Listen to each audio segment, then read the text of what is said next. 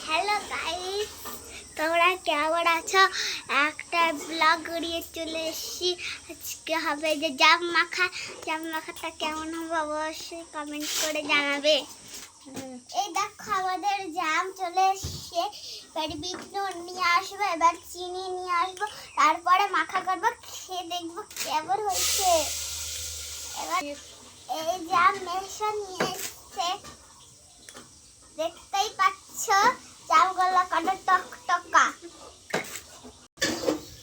তোমাদেরকে বলেছিলাম ওই ব্লগে যে আমরা হলো যে জাম মাখা করবো, আজকে জাম মাখা করছি। দেখতেই থাকো। জোরে বল।